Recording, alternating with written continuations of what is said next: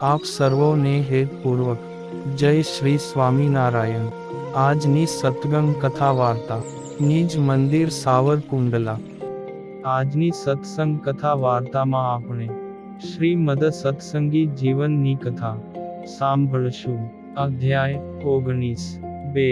સુવ્રત મુનિ કહે છે કે, હે રાજન, શ્રી હરિએ આવો સુંદર સદબોધ આપ્યો અને આગળ કહ્યું કે, હે વિપ્ર, પૂર્વોક્ત લક્ષણ સંપન્ન અને સત્પાત્રભૂત બ્રાહ્મણો જ્યાં વિરાજતા હોય તે યજ્ઞમાં સંકલ્પ માત્રથી પણ જીવ હિંસા કેમ થાય?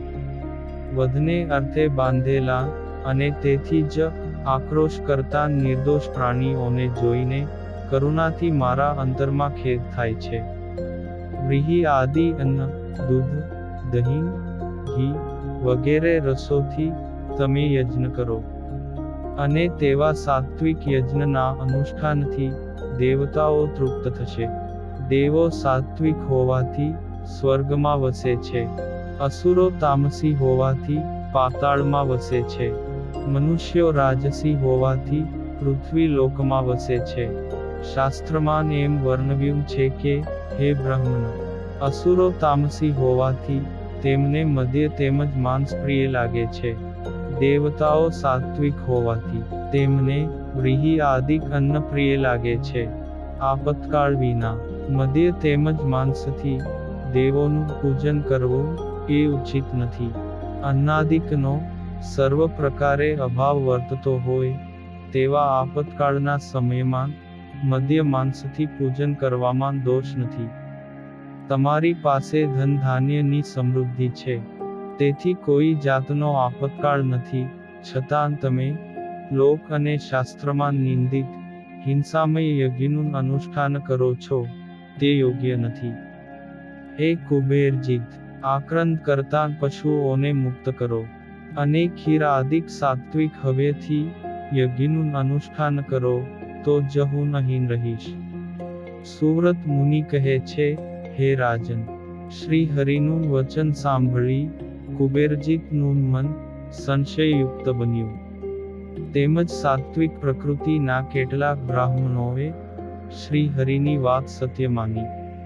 તે સમયે કાશી વગેરે દેશના રજ, તમ સ્વભાવના કેટલાક બ્રાહ્મણોની પ્રેરણાથી મહાઅભિમાની જગજીવન રામ શ્રી હરિ પ્રત્યે અહંકારથી કહેવા લાગ્યો કે, હે હરિ, પશુઓનું સર્જન યજ્ઞને અર્થે થયું છે, એ વિશે વેદની આ શ્રુતિ જ પ્રમાણભૂત છે। તેથી જે પુરુષો યજ્ઞ સિવાય બીજે સ્થળે પશુ વધ કરે છે, તેઓ અસુર મનાયેલા છે। હે વર્ણિરાજ, વેદમાં પ્રતિપાદન કરેલી હિંસા એ હિંસા નથી, તેમ વિદ્વાન પુરુષો માને છે।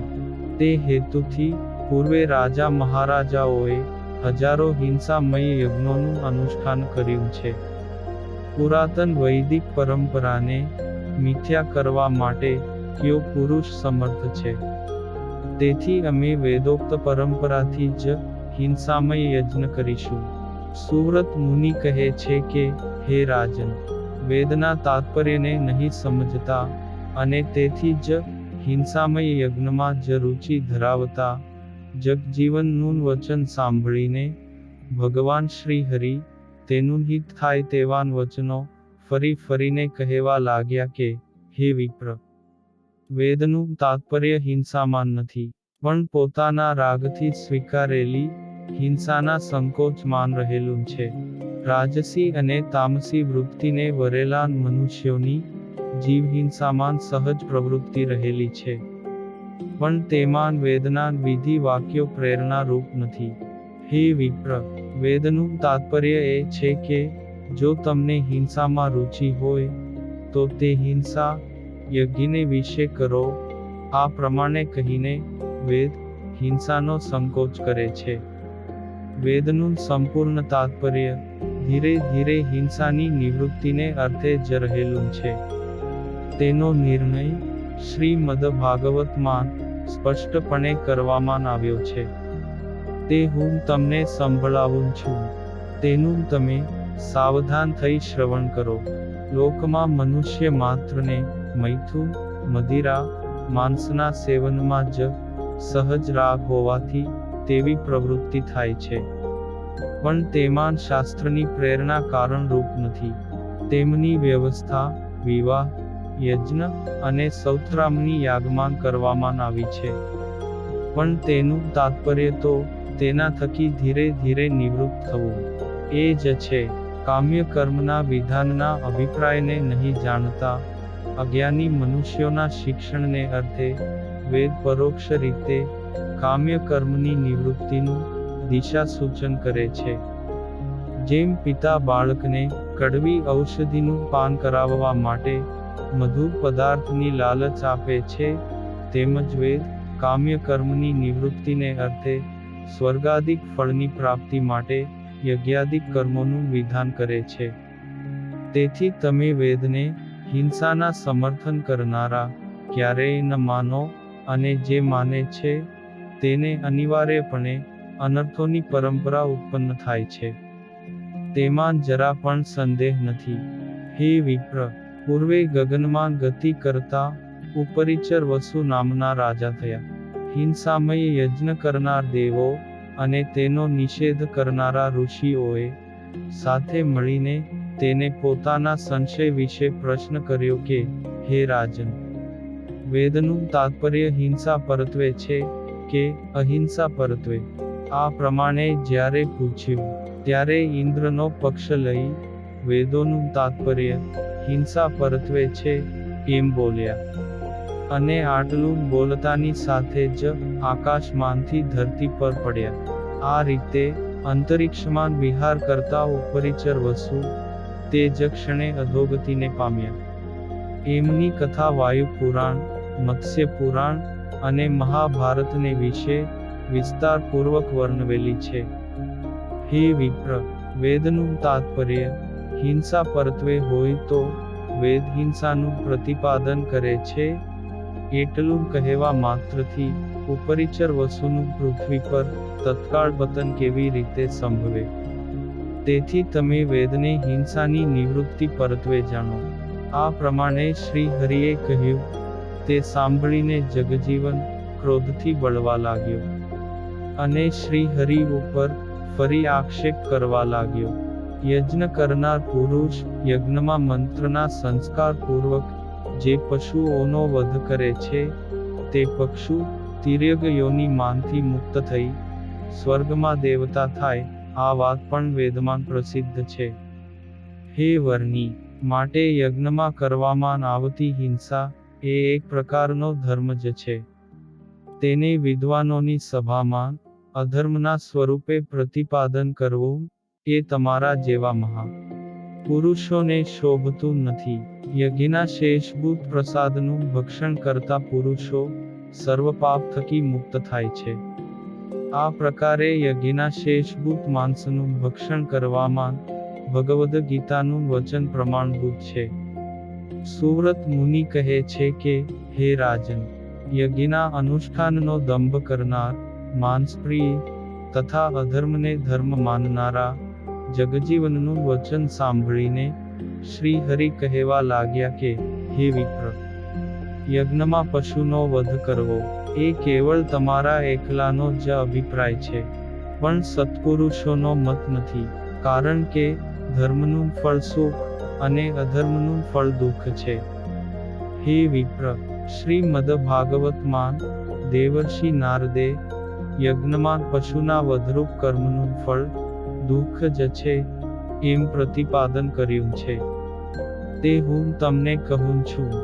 અધ્યાત્મ તત્વને જાણતા પરમ કૃપાળુ દેવર્ષિ નારદે હિંસાત્મક યજ્ઞમાં આસક્ત મનવાળા પ્રાચીન બર્હિષ રાજાને બોધ આપ્યો કે, અરે પ્રજાપતિ, અરે રાજન, યજ્ઞને વિશે નિર્દયપણે તમે વધ કરેલા હજારો પશુઓના જીવ સમૂહને આકાશમાં નિહાળો. એ તમે આપેલી મરણ વેદનાનું સ્મરણ કરતાં તમારા મૃત્યુની પ્રતીક્ષા કરી રહ્યા છે. તમે જ્યારે મૃત્યુ પામીને આકાશ માર્ગે પસાર થશો ત્યારે ક્રોધિત થયેલા એ સર્વે જીવો લોહના યંત્રથી તમારા શરીરના ટુકડે ટુકડા કરશે. પુરંજન રાજાએ નિર્દયપણે મારેલા યજ્ઞ પશુઓએ અત્યંત ક્રોધ પામી. પુરંજન રાજા મૃત્યુ પામ્યા ત્યારે તેમની નિર્દયતાનું સ્મરણ કરતા કરતા લોહના કુઠારથી પુરંજનના શરીરના ટુકડે ટુકડા કર્યા છે. તેમજ તમારા ટુકડે ટુકડા કરીને તમને પણ મારશે. નારદના આ પ્રકારના વચનો સાંભળીને પ્રાચીન બર્હિશ રાજાએ હિંસામય યજ્ઞનો ત્યાગ કરીને અહિંસામય યજ્ઞનું અનુષ્ઠાન કર્યું. તમે પણ સુજ્ઞ છો. તમારો યશ ધરતી પર ચારે તરફ ફેલાયેલો છે. તેથી તમે પણ સમગ્રપણે પશુ હિંસાનો ત્યાગ કરીને વૈષ્ણવ યાગનું અનુષ્ઠાન કરો. સુવ્રત મુનિ કહે છે કે, હે રાજન, શ્રી હરિએ સુંદર સદબોધ આપ્યો, છતાં પણ જગજીવને મન માનેલા પોતાના મતનો ત્યાગ કર્યો નહીં. તેથી તેમને મદથી ઉદ્ધત જાણી તે જ ક્ષણે યજ્ઞ મંડપને છોડી શ્રી હરિ પોતાના નિવાસ સ્થાને પધાર્યા. ત્યારબાદ ભગવાન શ્રી હરિ બીજે દિવસે પોતાના ભક્તજનોને ધર્મ માર્ગમાં વર્તવાનો બોધ આપીને ગુજ નગરથી રવાના થયા. ભક્તજનો તેમને વળાવવા માટે દૂર પ્રદેશ સુધી પાછળ પાછળ આવ્યા. પોતાને અનુસરતા ભક્તજનોને પાછા વાળી માર્ગમાન સાથે રહેલા ભક્ત સમુદાયને સ્વસ્વરૂપનો આનંદ આપતા કેટલાક દિવસ પછી ભગવાન શ્રી હરિ ધમડકાપુર પધાર્યા. શ્રી હરિના ગયા પછી માનથી બુદ્ધિ ભ્રષ્ટ થયેલા જગજીવને શ્રી હરિના વચનોનો અનાદર કરીને હિંસામય યજ્ઞનો આરંભ કર્યો અને હજારો પશુઓનો વધ કર્યો. હે પ્રતાપસિંહ રાજન, શ્રી હરિના વચનોનો અનાદર કરવાથી અને વેદને હિંસા પરક વર્ણવવાથી જગજીવન વિપ્રનું અતિશય અહિત થયું. ઘોર હિંસાથી જગજીવન વિપ્ર ઉપર ભુજના મહારાજાનો કોપ થયો અને કોપ પામેલા રાજાએ પોતાના સૈન્યની સહાયથી જગજીવનના યજ્ઞનો વિનાશ કર્યો. પૂર્વે શિવજીનું અપમાન કરતા દક્ષ પ્રજાપતિના યજ્ઞનો જેમ વીરભદ્રે વિનાશ કર્યો હતો તે જ રીતે ભુજના મહારાજાએ જગજીવનના યજ્ઞનો વિનાશ કર્યો. ભુજના મહારાજાના આદેશથી સૈનિકોએ જગજીવન વિપ્રની સમગ્ર સંપત્તિ, શિબિકા વગેરે વાહનો, ઘરની સામગ્રી, યજ્ઞના પાત્રો તેમજ રાંધેલા ધાન્યના ઢગલાઓનો નાશ કર્યો. એ અવસરે અતિશય અભિમાની ત્રણેય ભાઈઓ ક્રોધ પામી પોતાના અનુચરોને સાથે રાખી રાજ સૈનિકો સાથે યુદ્ધ ખેલવા લાગ્યા. મોટી મોટી દાઢીવાળા રાજ સૈનિકોનો માર પડવાથી કાશી વગેરે દેશ દેશાંતરથી આવેલા બ્રાહ્મણો ઉચ્ચ સ્વરે રુદન કરતા કરતા ત્યાંથી ભાગવા લાગ્યા. મારના ભયથી તેઓ આક્રંદ કરતા કરતા દોડવા લાગ્યા. તેમની સંપત્તિ હરાઈ ગઈ. વિકરાળ કાળ જેવા સૈનિકો તેમને લક્ષ્ય કરીને તેમની પાછળ પાછળ દોડ્યા, પરંતુ તેઓને કુરપતિએ અટકાવ્યા. કરેલા કર્મનું ફળ આપશે હરિ, નહીં ઓછું નહીં અધકુંજરી. મહારણ સંગ્રામમાં હાથમાં તીક્ષ્ણ તલવારો લઈને યુદ્ધ ખેલતા નિર્દય સૈનિકોએ સામેથી હાથમાં હથિયાર લઈ પોતાને મારવા આવતા લાલ નેત્રોધારી કુબેરજીત વગેરે ત્રણેય ભાઈઓનો યુદ્ધમાં વધ કર્યો. પુત્ર અને અનુચરોની સાથે ત્રણેય ભાઈઓ રણ સંગ્રામમાં મૃત્યુ પામ્યા અને તે જ ક્ષણે માંસભક્ષી કાગડા તેમજ ગીધડા વગેરે હિંસક પ્રાણીઓ તેનું ભક્ષણ કરવા લાગ્યા. તેમના મૃત્યુથી ભુજ નગરમાં અત્યંત હાહાકાર વર્તાયો અને શ્રી હરિના વચનોનો અનાદર કરવાનું આ ફળ તેમને મળ્યું એ પ્રમાણે લોકો માનવા લાગ્યા. હે પ્રતાપસિંહ રાજન, ત્યારથી આરંભીને સમગ્ર દેશમાં એવો ઉદઘોષ વ્યાપી ગયો કે દેવોને અર્થે પણ યજ્ઞમાં કરવામાં આવતી પ્રાણીની હિંસા મૂળે સહિત વંશનો વિનાશ કરનારી છે. હે રાજન, તે દિવસથી આરંભીને ધરતી પર ધાર્મિક પુરુષોએ યજ્ઞમાં પ્રાણી હિંસા અને દેવદેવીઓના નિવેદમાં મધ્ય માંસનો ત્યાગ કર્યો.